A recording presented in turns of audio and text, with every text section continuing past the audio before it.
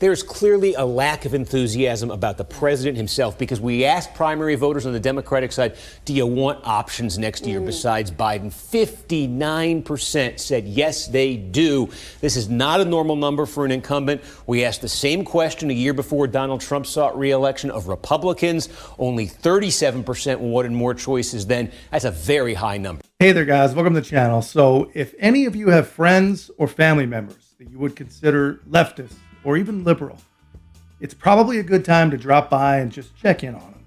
Just see how they're doing, because the man who lives rent-free between their ears has been getting some really, really amazing news. You know, we've been seeing Trump numbers, talking about polling now, picking up a percentage point here, 2 percentage points there in some polls, but there just came an ABC News and Washington Post poll, two outlets that are definitely not going to be confused as conservative. And dude, a 10-point lead for Donald Trump. And obviously polls are what they are, but even way outside the margin of error, that is an absolute smackdown. And if this kind of trend holds up, well, it's got electoral crushing all over it. At the same time as all this, you know, the narrative around Trump's so-called weak points, all these, you know, indictments and things like that, seems to just be fading into almost nothing, which came up in probably the most tone-deaf and dismissive way possible. In only a place that something as dismissive and tone-deaf as possible can happen, CNN. I don't think there's any case of it doing so, but it helps to remind ourselves of that. Look, obviously this is a primary season, but it's about winning a general election. And Donald Trump's poll numbers are already in the cellar among independent voters. I mean, 2/3 of them say they don't want to see him be elected president.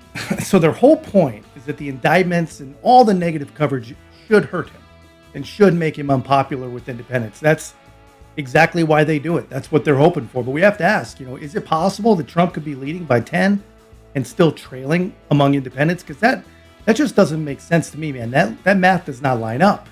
And then there's this poll from YouGov, and you see that Trump is sitting at 50 points and Biden's at 49. Now, that makes sense. This is where it gets a little more interesting, though. Independents in that poll are leaning 57-42 in favor of Donald Trump. Now, that makes a lot more sense to be ahead by 10.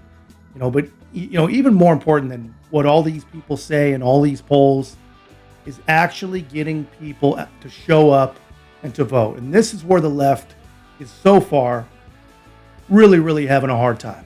No one, not even the 37% of people who still somehow support Joe Biden, no one is enthusiastic about Joe Biden or Kamala Harris.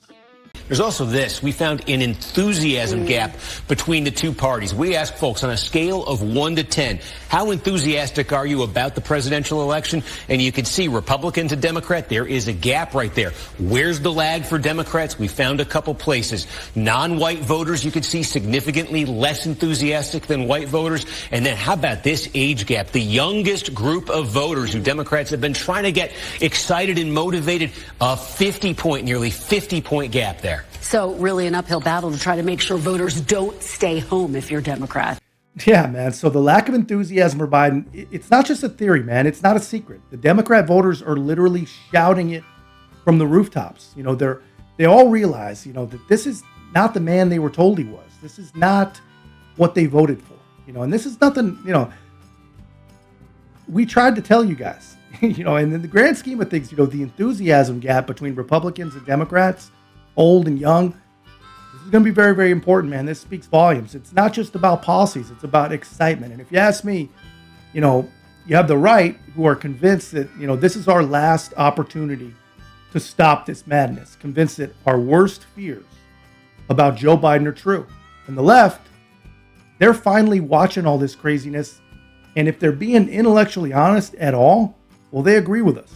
There's clearly a lack of enthusiasm about the president himself, because we asked primary voters on the Democratic side, do you want options next year besides Biden? 59% said yes, they do. This is not a normal number for an incumbent. We asked the same question a year before Donald Trump sought re-election of Republicans. Only 37% wanted more choices then. That's a very high number. So what do we know, man? We know that Republicans are actually resonating with voters.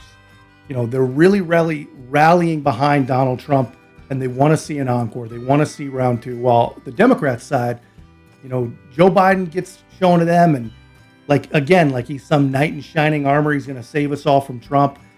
But no one's buying that. No one believes that this time around, because even Democrats, they want something new. They want something fresh.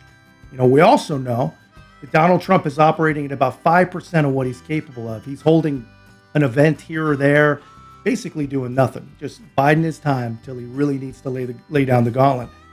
But basically the only thing keeping his name in the news right now is Joe Biden's Department of Justice and the fatigue we all have from watching Biden make mistake after mistake every time he steps in front of a camera.